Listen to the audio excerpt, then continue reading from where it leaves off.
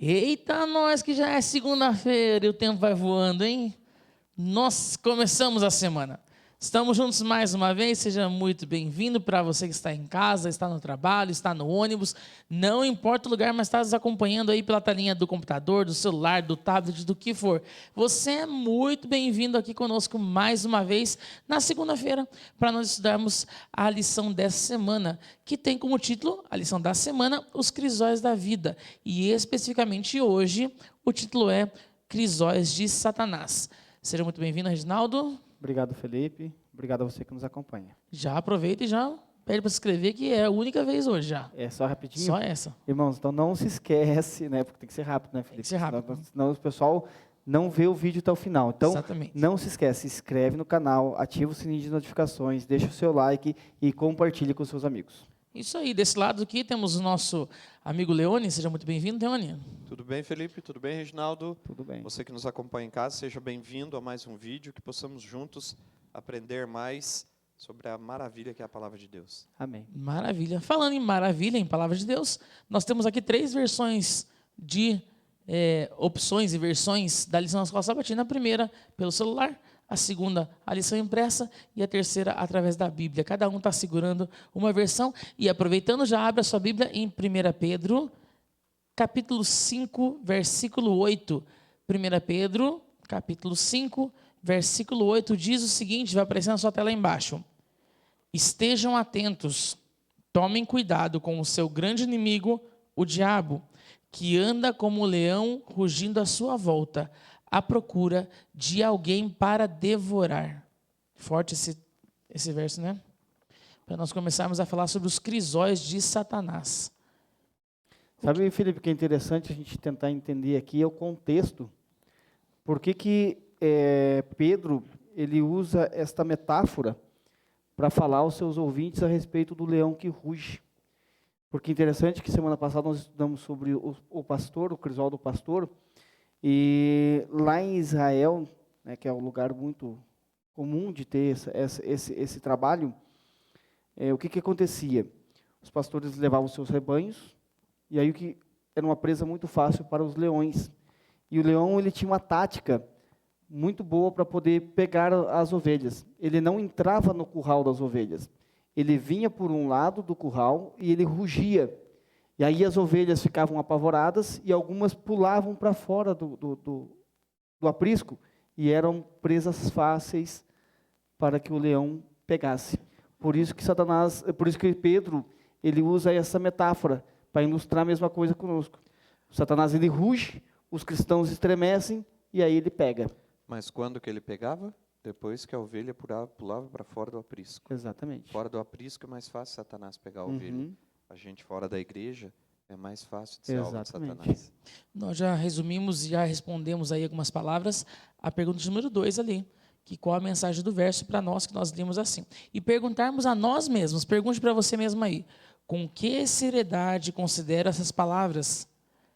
Que atitudes demonstram se você as leva a sério ou não? Essa pergunta é uma pergunta pessoal, mas se alguém quiser comentar alguma coisa, pode ficar à vontade. Com certeza, sabe, Felipe, eu acho essa pergunta aqui essencial. Você que nos acompanha em casa, eu gostaria de deixar bem claro para você o seguinte. Você sabe qual é o maior sonho de Satanás? E pelo que ele luta sempre? É para que a gente creia que ele não existe. Sabia, Felipe? Satanás quer que nós creiamos que ele não existe. Por quê? Porque quando nós cremos que ele não existe, nós não tomamos cuidado com ele. Né? E quando você não toma cuidado com o inimigo, é aí que ele te assola. Exatamente. Né? Então, sim, você que está em casa, preste bem atenção. Sim, Satanás existe e quer nos destruir. E nós temos que ser vigilantes. A pergunta 2 ela é muito pessoal. É claro que a gente tira algumas lições desse versículo. E a primeira lição que a gente tira desse versículo é que, sim, tem um grande conflito acontecendo. Ele não é nosso inimigo? Aqui diz assim, ó, o inimigo de vocês, o diabo. Então, sim, nós temos um inimigo. E se temos um inimigo, é porque estamos num grande conflito. Nós devemos levar a sério isso. Devemos levar a sério. Nós estamos achando que nós estamos em berço esplêndido e somos nós por nós mesmos. Não, Satanás está, como o Reginaldo usou a metáfora lá do leão, está ao nosso derredor para nos derrubar. Você sabe aquela história, meninos? Quando você não consegue atacar o pai, você ataca quem? O filho. Satanás consegue atacar Deus? Não. Quem que ele quer destruir? Os filhos. Satanás não pode com Deus, irmãos. É por No isso caso, que uma vez ele afetando os filhos, ele afeta o pai. Exatamente, afetando o filho, ele afeta o pai. Para machucar a Deus, ele quer nos destruir. É por isso que nós temos que entender como ele age, como ele trabalha. E olha, ele é muito sutil. Ele é muito enganador, Felipe. Ele não nos pega nas grandes coisas, ele nos pega nas pequenas coisas. E as pequenas coisas se tornam grandes consequências na nossa vida. Felipe, Agora, posso já pode. responder a pergunta 3 já? Pode. Porque daí eu emendo com o comentário do... Pode, depois eu vou fazer uma pergunta para vocês, mas pode emendar com a Porque 3. a pergunta com 3 diz certeza. o seguinte: como os cristãos devem reagir a essa atitude de Satanás? Uma vez que ele ruge, uma vez que ele quer nos destruir, né, eu coloquei assim: estar alertas, vigiando, né, devemos ficar firmes na fé e com fé enfrentar a Satanás. Porque Tiago ele também vai nos dar um alerta, ele diz assim: cheguem-se a Deus, né, e o diabo fugirá de vós. Sabe o grande erro do cristão, Felipe? É achar que pode enfrentar Satanás sozinho. Eu já vi muitos irmãos da igreja falar, não, que Satanás que venha, que eu estou preparado. Sabe, isso é perigoso. Porque Satanás é um anjo. Satanás tem um conhecimento que nós não temos. Mais Ele de 6.000 anos de... Isso, ele sabe coisas que nós não sabemos. Então, nós temos que tomar muito cuidado. E como o Reginaldo falou, só tem uma maneira de vencê-lo. É estar em comunhão com Deus. Lembra quando chegou uns filhos de um homem lá numa cidade e foram tentar expulsar Satanás? Em nome de Cristo a quem Paulo prega. Aí Satanás olhou para eles: Paulo eu conheço, Cristo eu sei quem é, e vocês quem são? E aí diz que os demônios avançaram naqueles filhos, bateram, arrancaram suas roupas e eles tiveram que fugir nus, né? Então veja que vergonha que passou por não estar ligado à videira. Então, deixa eu entender esse contexto que vocês falaram aqui. Quer dizer que não são todos que podem expulsar demônios, expulsar Satanás, em nome de Jesus? Não, você tem que estar em íntima comunhão, senão você é até humilhado por ele. Sabe, a pessoa para enfrentar o inimigo no dia a dia da vida e também em situações de encontro face a face que às vezes temos com o inimigo, se você não estiver preparado, você passa vergonha. Teve um amigo meu um dia contando uma outra experiência que chegou em casa e o pai estava possuído. E ele estudava a Bíblia e se achava, né, na época de moço, de jovem, achava que estava arrasando. Chegou e foi repreender Satanás. Satanás, né, os anjos dele, deram risada dele e contaram todos os pecados da vida dele e falaram assim: você quer falar comigo ainda?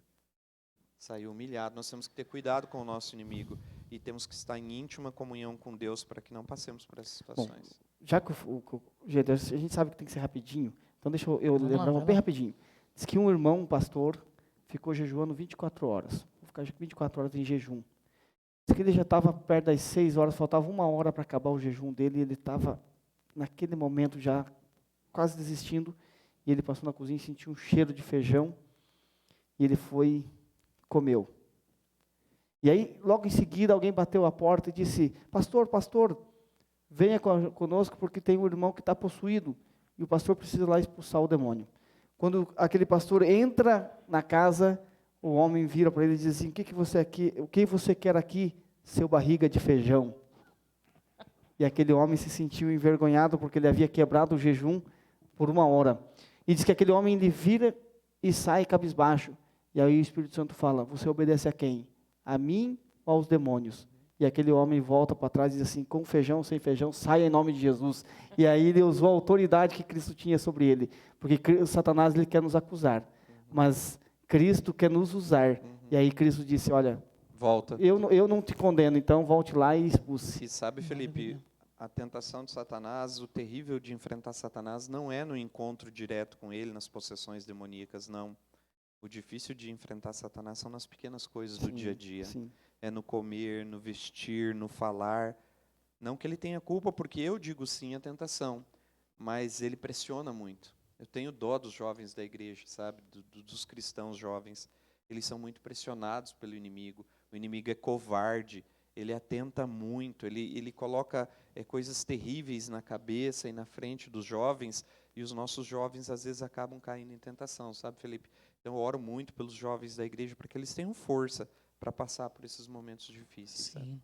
Então, agora, resumindo tudo que eles falaram até aqui, a chave para desviar dos crisóis de Satanás é você ter intimidade e relacionamento com Deus. Assim, você desvia do molde, né, do que Satanás, da pressão, assim como o Leone falou, de Satanás. Mas o que Deus promete fazer por aqueles que sofrem? A nossa quarta pergunta está lá em 1 Pedro 5,10, a resposta. E eu vou ler com você agora. Diz assim: Deus, em toda a sua graça, os chamou para participarem de sua glória eterna por meio de Cristo Jesus. Assim, depois que tiverem sofrido por um pouco de tempo, ele os restaurará, os sustentará e os fortalecerá, e ainda os colocará sobre um firme alicerce. Vamos comentar sobre esse brilhante e bonito verso? O que Eu Deus vai coloquei aqui fazer? que Deus ele vai aperfeiçoar, firmar, fortificar, fundamentar, e depois de tudo isso, nos dará o reino eterno, ou seja, o reino da sua glória. Olha que maravilha. Comenta e já faz o fechamento, já que por hoje... Não tem erro, Felipe. Deus quer tudo de bom para nós. Ele quer que nós sejamos fortes, que sejamos aperfeiçoados. Mas para que Ele possa agir na nossa vida, nós temos que deixar Deus agir.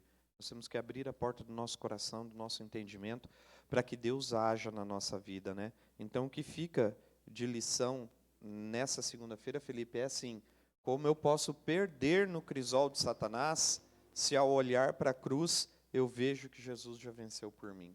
Eu não posso perder. Jesus está comigo. Ele me ajuda a passar por tudo. E aí nós encerramos, dizendo para você que está em casa: a cruz de Cristo nos deu a vitória. Não desista. Não desanime quando Satanás te tentar. Mas esteja firme, que Deus te dará a vitória. Já deu na cruz. Você será feliz ao lado de Jesus. Amém. Que seu dia seja abençoado, que sua segunda-feira seja maravilhosa. E se já está assistindo no outro dia, não é segunda, já é terça, sem problema nenhum. Que Deus abençoe o seu dia, a sua semana. Fique com a gente. Amanhã nós estaremos juntos aqui. Eu acho que a Pandora acabou de transitar, já voltou para nós? Deu tempo ainda? Sem problema. Que Deus te abençoe. Amanhã a gente volta para falar sobre crisóis do pecado.